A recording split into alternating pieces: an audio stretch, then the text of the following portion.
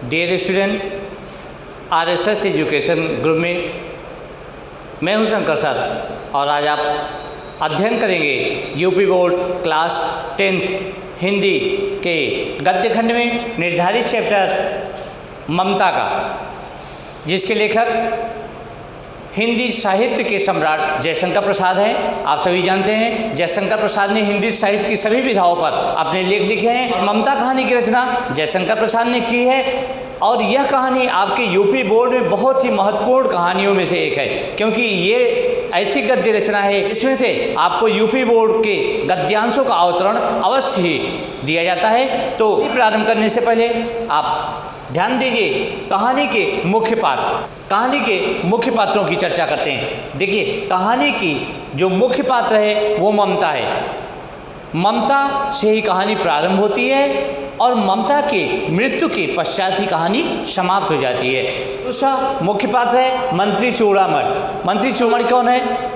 मंत्री चूड़ामणि ममता का पिता है, ठीक है, जो उस राज्य का मंत्री था।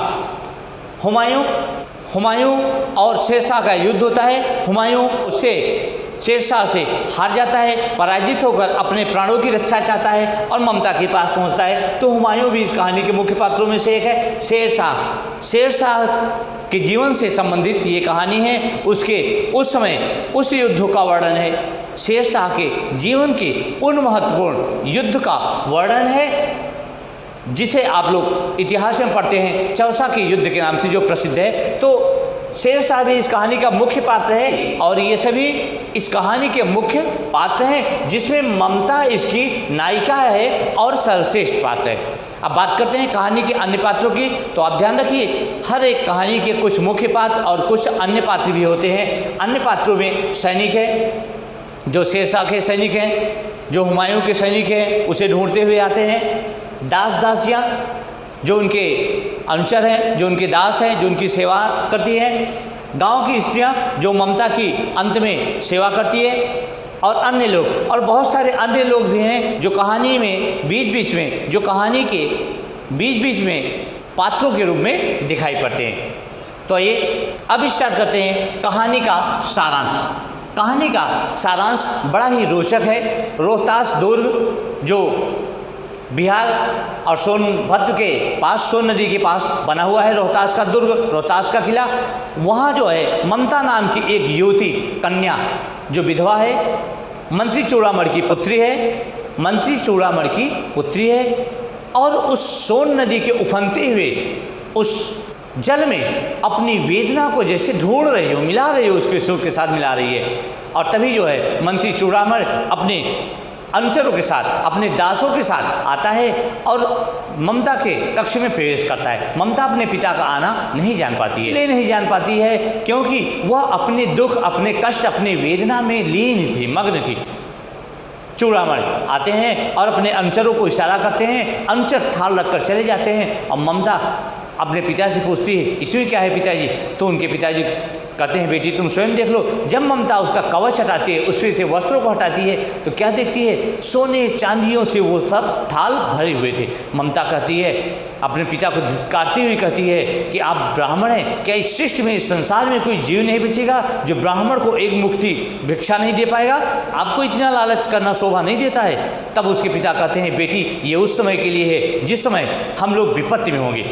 तो ममता कहती है कि उस म्लेच्छ का मुझे उत्कोच नहीं चाहिए, अर्थात आपने लगता है इस राज्य को बेच दिया है। उसके पिता से ममता की वार्तालाप होती है और तभी जो है गेट पर डोलियों का तांता आता हुआ दिखाई पड़ता है। मंत्री चूड़ामणि उसके पास से हैं, सैनिकों को आदेश देते हैं, सैनिक डोलियों को रोक देते हैं और तभी वे कहते हैं डोलियों में क्या है?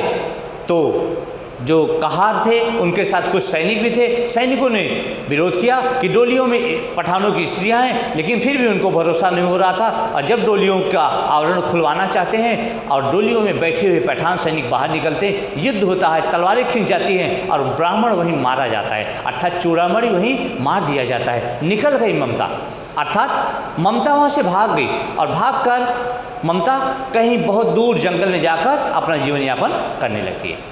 और अब कई वर्ष बीत चुके होते हैं, कहानी आगे प्रारंभ होती है। ममता वृद्धा हो चुकी है और उस समय उस कंडीशन में एक व्यक्ति उनके पास, उस झोपड़े के पास जहाँ ममता, संध्या का समय था, ममता दीप अवलोकन कर रही थी, दीप से प्रकाश उज्ज्वलित कर रही थी। तभी एक बड़ी सी भीषण आकृति, हताश आकृति आती है। उसे कहती है, माता, मैं अपने प्राणों की रक्षा करते हुए यहाँ तक आया हूँ, मुझे पानी चाहिए, जल चाहिए।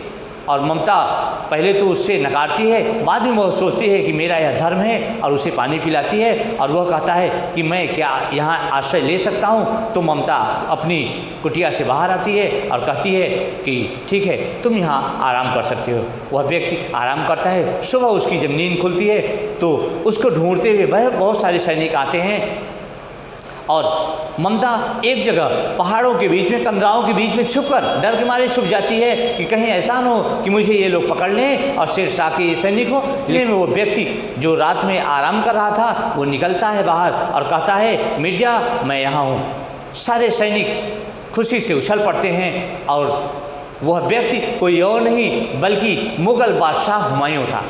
उसके बाद वे लोग ममता को बहुत खोजते हैं। ममता डर के मारे छिपी रहती है और अंतोगत्वा वे लोग वहाँ से चले जाते हैं। और चले जाने के पश्चात फिर ममता शाम को निकलती है। कहानी आगे मोड़ लेती है। कई वर्ष बीत चुके हैं, हुमायूं की मृत्यु हो चुकी है और भारत पर इस समय मुग़ल बादशाह अकबर का राज्य चल रहा होता है। और तब जो है ममता उस दिन मरणासन्न अवस्था में पड़ी हुई थी। गाँव की बहुत सारी स्त्रियाँ, बहुत सारी औरतें उसकी सेवा में लगी हुई थी। ममता के प्राण प्रखेरु बस अनंत में उड़ने वाले थे। उसी समय कई सैनिक वहाँ पर पहुँचते हैं और आसपास के युग को इंगित करते हैं और कहते हैं कि यह स्थान, महाराज ने जो स्थान बताया था, शायद वह एरिया यही है। ममता वहाँ पास बैठी स्त्रियों से उनको बुलाने के लिए कहती है। ममता उनसे पूछती है, वे लोग सारा वृत्तांत बताते हैं और ममता कहती है कि मुझे यह नहीं पता कि वह बादशाह हुमायूं था, इस भारत का शहंशाह था, लेकिन एक दिन उसने इसी झोपड़ी में आश्रय लिया था। और इतना ममता कहकर उसकी मृत्यु हो जाती है। और तत्पश्चात बहुत बड़ी वहाँ विशाल, वहाँ पर भव्य मंदिर बनाया जाता है, जिस पर एक लेख लिखा जाता है, सातों देशों के नरेश बादशाह हुमायूं ने एक दिन अपनी विपत्ति में यहाँ जीवन यापन किया था। ऐसा उस पर लेख लिखा जाता है, किंतु कहीं भी ममता का नाम नहीं होता है। आइए कहानी के कुछ महत्वपूर्ण बिंदुओं पर भी ध्यान देते हैं। आइए ममता कहानी का मुख्य बिंदु स्टार्ट करते हैं। ममता कहानी का सारांश मैंने आपको पूरा बता ही दिया है। कहानी में सारांश के मुख्य बिंदु में ममता कहानी जयशंकर प्रसाद द्वारा रचित छोटी किंतु अत्यधिक समृद्ध कृति है। ये इनकी रचना है। नारी पात्र ममता के चरित्र के ताने बाने से इसका कथानक निर्मित है। प्रसाद जी ने ममता के माध्यम से बाल विधवा की करुण कथा चित्रित की है, साथ ही भारतीय नारी की गरिमा का भी वर्णन किया है।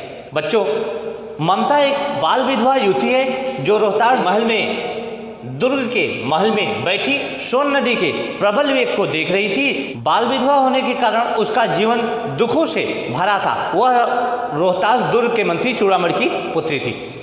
उसके पास सभी सुख साधन थे, परंतु भारतीय समाज में नारी का विधवा होना उसका सबसे बड़ा अपराध है, इसलिए उसके दुखों का कोई अंत नहीं था। आप यह जानते भी हैं विधवा की क्या दशा होती है। तभी चूड़ामणि महल में आते हैं, परंतु ममता उनके आगमन को नहीं जान सकती है।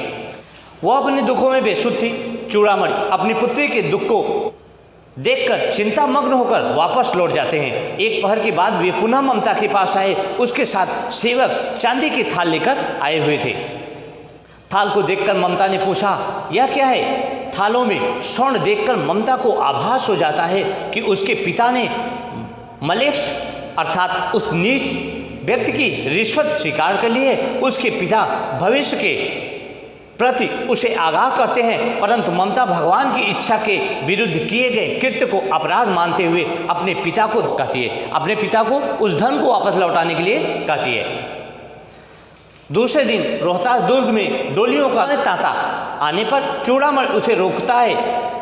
पठान उसे महिलाओं का अपमान बताते हैं। युद्ध होने पर चूड़ामणि मारा जाता है। वह राजा रानी और कोच सब शेरशाह के हाथों लग जाते हैं। शेरशाह उन पर आधिपत्य कर लेता है, पर ममता कहीं नहीं मिलती है। वह दुर्ग से निकल जाती है, अर्थात वह दुर्ग से भाग जाती है। काशी के उत्तर में धर्मचक्र विहार में जहाँ पंचवर्गीय भिक्षु गौतम का उपदेश ग्रहण करने के लिए मिले थे, अर्थात जहाँ महात्मा बुद्ध ने अपने 5 शिष्यों को उपदेश दिया था, उसी स्तूप के खंडहरों में एक झोपड़ी में एक महिला भगवत गीता का पाठ कर रही थी। तभी झोपड़ी के दरवाजे पर एक व्यक्ति आश्रय मांगने आता है, जो कि एक मुगल है जो चौसा युद्ध में शेरशाह से पराजित होकर आया था। शेरशाह से वो हार चुका था और चौसा युद्ध में अपने प्राणों की रक्षा के लिए आया था। ममता उसे आश्रय देने से मना कर देती है। वह सोचती है कि सभी विधर्मी दया के पात्र नहीं होते।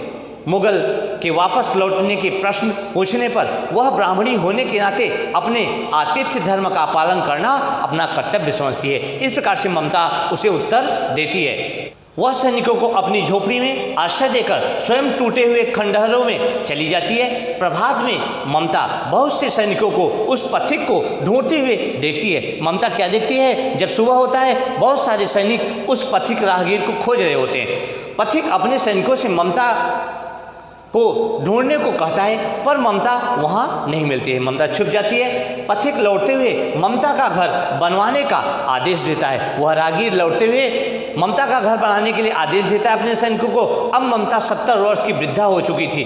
चौसा के मुगल व पठानों के युद्ध को भी काफ़ी समय बीत गया था। ममता बीमार थी। उसकी झोपड़ी में कई महिलाएं उसकी सेवा कर रही थी, क्योंकि वह भी उनके सुख दुख में उनके काम आती थी। ममता ने भी उनका साथ दिया था, इस वजह से वो सेवा कर रही थी।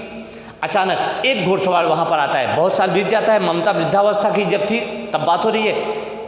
वह हाथ में एक चित्र लिए होता है। ममता उसे अपने पास बुलाती है और कहती है कि मैं नहीं जानती वह कौन था जिसने मेरी झोपड़ी में विश्राम किया था। उसने मेरा घर बनवाने का आदेश दिया, किंतु आज मैं स्वर्ग लोक जाती हूँ। अब तुम यहाँ जो चाहो करो। ममता की प्राण पखेरु उड़ जाते हैं, अर्थात तो उसकी मृत्यु हो जाती है। बाद में अकबर ने वहाँ जो हिंदुस्तान का बादशाह था, हुमायूं का पुत्र अकबर, क्योंकि हुमायूं ने उसके घर में आश्रय लिया था एक दिन, बाद में अकबर ने वहाँ एक अष्टकोण मंदिर बनवाया और उस पर लिखवाया कि सातों देश के नरेश हुमायूं ने एक दिन यहाँ विश्राम किया था। पर उस पर कहीं ममता का नाम नहीं था, ना तो उसका जिक्र था, ना कहीं नाम था। तो बच्चों, इस प्रकार से यह कहानी आपकी समाप्त होती है। तो बच्चों, आशा है यह वीडियो आपको पसंद आई होगी। अगर वीडियो आपको अच्छी लगी हो तो सब्सक्राइब, लाइक और बेल आइकन की बटन को ओके करना ना भूलें और अधिक से अधिक अपने मित्रों को, दोस्तों को शेयर करना ना भूलें। तो आज के लिए बस इतना ही। Thank you so much.